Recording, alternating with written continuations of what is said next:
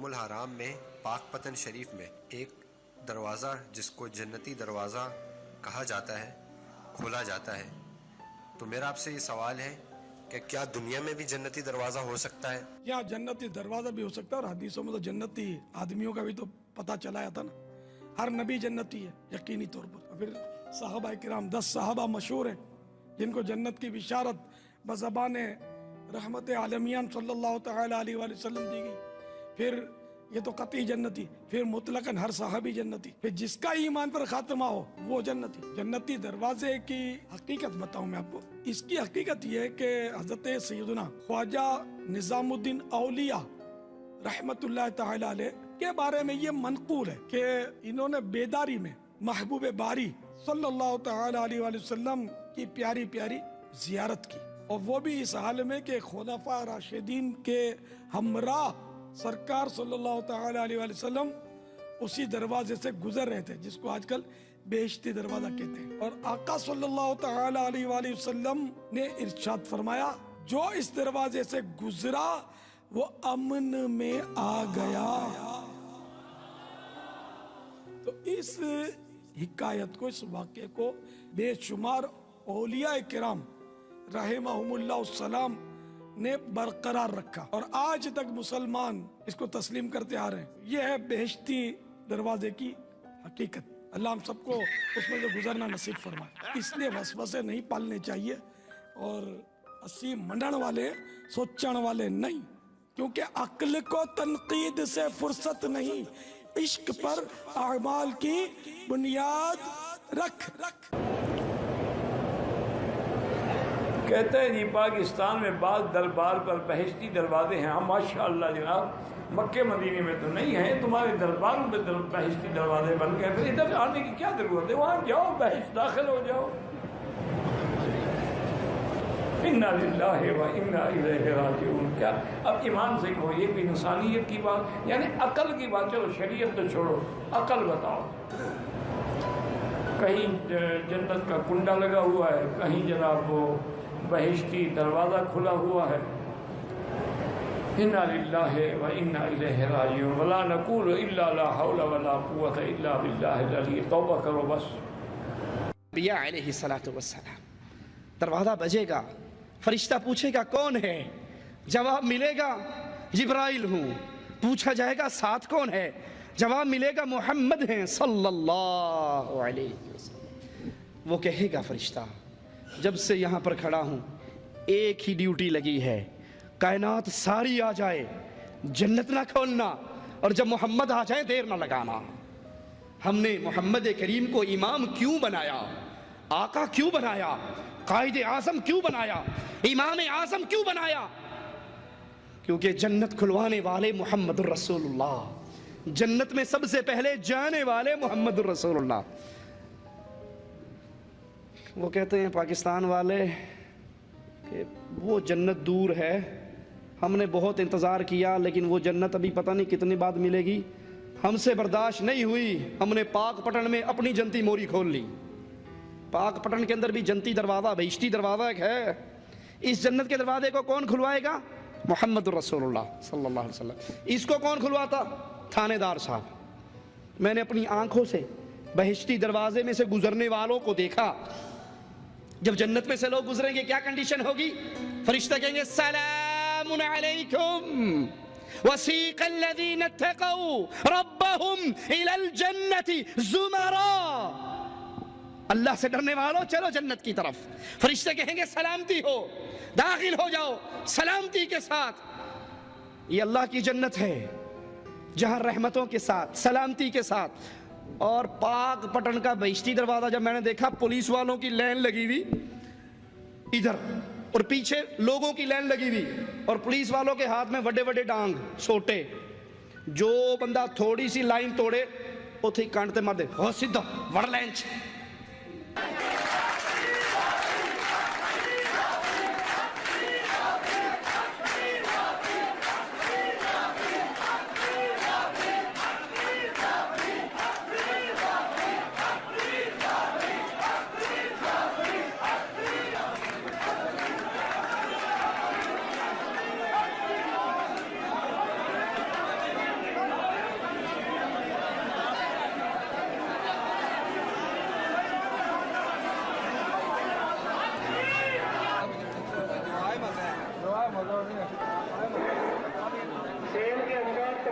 Duty line को फैसले कराएंगे, लाइन को बंद ना होने।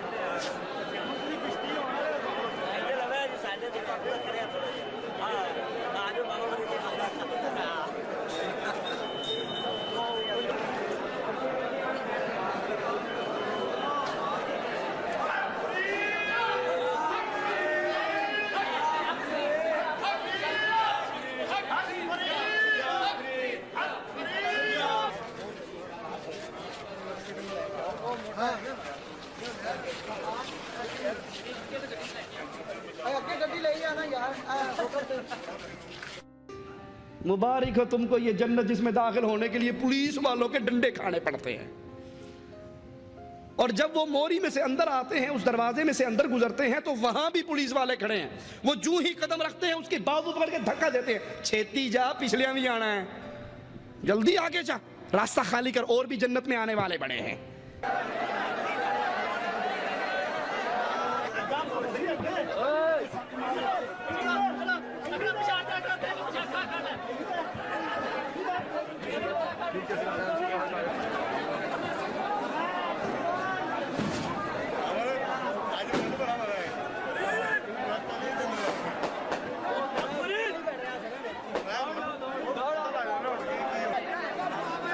ला हौला वला कुव्वता इल्ला बिल्लाह, इन्ना लिल्लाहि व इन्ना इलैहि राजिऊन।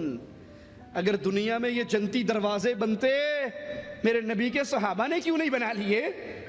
ये पाक पटन का जन्नती दरवाजा, मुबारक हो थानेदार खुलवाए, इसका चौकीदार थानेदार बने, और अल्लाह की जन्नत का दरवाजा। इमामुल अंबिया फरमाते सबसे पहले उस दरवाजे को मैं खटखटाऊंगा, वो दरवाजा खुलेगा, सबसे पहले उसमें मेरे नबी के प्यारे कदम लगेंगे और इमामुल अंबिया जन्नत में दाखिल होंगे सल्लल्लाहु अलैहि वसल्लम। सही मुस्लिम में है, इमामुल अंबिया अलैहि सलातु वसलाम फरमाते हैं, क़यामत के रोज़ मैं औलाद आदम का सरदार हूँगा, सबसे पहले मेरी खबर शक होगी, सबसे पहले मैं सिफारिश करूँगा, सबसे पहले मेरी सिफारिश मानी जाएगी, कबूल की जाएगी। इमामुल अंबिया फरमाते हैं, ज़रा इस हदीस को सुनना, आखिरी बातें कह के अपनी बात को ख़त्म करता हूँ। अल्लाह का वास्ता देकर, चिढ़ाना मकसूद नहीं, छेड़ना मकसूद नहीं, तंज करना मकसूद नहीं, किसी की तौहीन करना मकसूद नहीं, मकसूद ये है लोगों जन्नत में जाना चाहते हो तो जन्नत में जाने का एक ही फार्मूला है, मोहम्मद करीम के पीछे चल पड़ो सल्लल्लाहु अलैहि वसल्लम। और कोई बंदा, मैं आपको इसकी मिसाल दे के समझाता हूँ। ला इलाहा इल्लल्लाह, आप यहाँ बैठे हैं, आप कहो जी मैंने अब दम्माम के एयरपोर्ट पे जाना है, ठीक है, जितने लोग बैठे हैं उनमें से एक बंदा ऐसा है जो कहता है जी कि मैंने दम्माम का एयरपोर्ट देखा है, बाकी कहते हैं कि जी हम में से किसी ने नहीं देखा, लेकिन तुझे हम ले जाएंगे। एक कहता है अगर एयरपोर्ट जाना है मैंने देखा है, मेरे पीछे पीछे आ, मैं तुझे ले जाऊंगा। बाकी कहते हैं वेखिया तो ऐसी कोई नहीं, लेकिन लब लांगे, आजा ढूंढ लेंगे। किसके पीछे जाओगे जी? जिसने देखा होगा, और जिन्होंने नहीं देखा उसके पीछे टाइम ही ज़ाया करना। जे लभना है तो असी ओदे पीछे क्यों ना जाइए जिन्हें आप वेखे है। जन्नत में जाना चाहते हो, सबका इरादा है। मेरे एक सवाल का जवाब दो, कायनात के इंसानों में से जन्नत देखकर कौन आया? रसूड़ी शाह, नूरी पूरी, एट शाह, कांवा वाली सरकार, घोड़े शाह, कौन देख कर आया? चादरों वाली सरकार देख कर आई? किस पीर और बाबे ने देखी?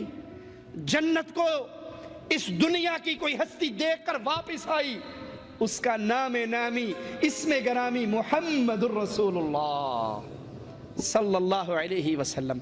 सिर्फ देख कर नहीं आई, बुला भी रही है, बुला भी रही है।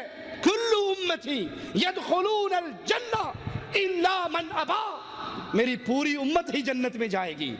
ہاں جو جنت میں جانے سے انکار کر دے, قیل من ابا یا رسول اللہ صلی اللہ علیہ وسلم, امام الانبیاء وہ بدنصیب کون ہے جو جنت میں جانے سے انکاری ہو؟ آقا علیہ السلام نے فرمایا من اطاعنی دخل الجنہ ومن عصانی فقد ابا. پوری امت جنت میں جائے گی سوائے جو جنت میں جانے سے انکاری ہو. آقا انکار کون کرے گا؟ کہا جو میرے پیچھے پیچھے آتا رہا وہ جنت میں جائے گا, اور جس نے میرے راستے کو چھوڑا اس نے. میں بہشتی دروازے کی کیا حقیقت ہے؟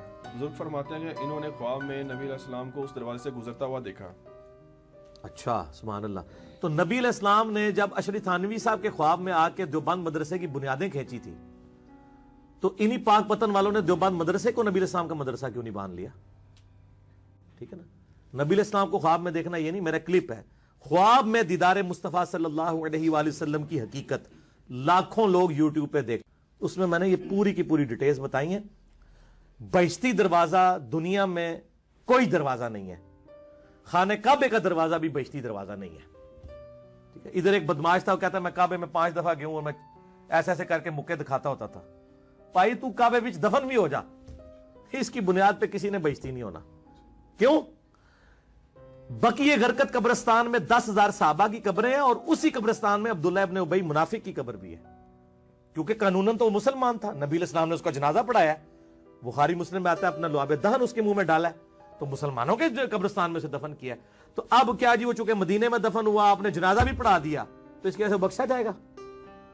قرآن نے کہا سب سے نچلے درجے میں ہوگا. نبی کا جنازہ پڑھانا, نبی کا تھوک مبارک, نبی کا کرتا مبارک کوئی نفع نہیں دے سکا. تو تواڈے بہشتی دروازے تے سب بڑھائے بڑھوئے نے اپنے.